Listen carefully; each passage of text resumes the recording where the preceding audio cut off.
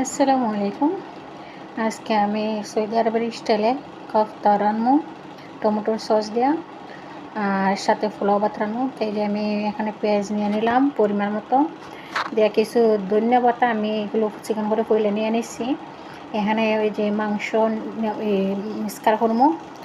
তো আমি আগে দিয়ে মাংস এটা কিনাওই আছে মফরুমে।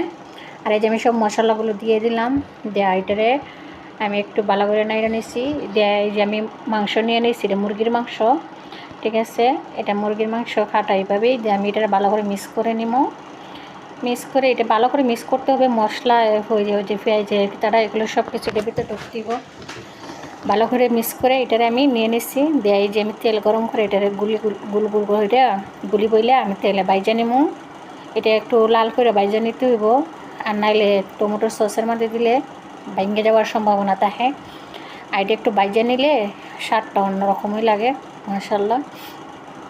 আমি এক এক করে সবটাই দিয়ে দিব এখানে, তেলে বাইজা নিছি অল্প কিছু। এই যে আমি আর দিয়ে বানাইতেছি, আবার বলবেন যে এটা মনে অন্য কেউ বানাইতেছে, আমি নিজে বানাইতেছি। এই যে আমি এক এক করে বানিয়ে নিলাম সব কিছু, আরও অনেকটা রেসিপি পরে তার বাইজা নিব। যাই হোক, এই যে মানে এটা খাইতে অসাধারণ একটা স্বাদ লাগে মাশাআল্লাহ। এটা যদি আপনারা জানতে অবশ্যই ফলো করতে পারেন। এই যে আমি টমেটোর সস অলরেডি বানায় রাখছি, এখানে টমেটোর সস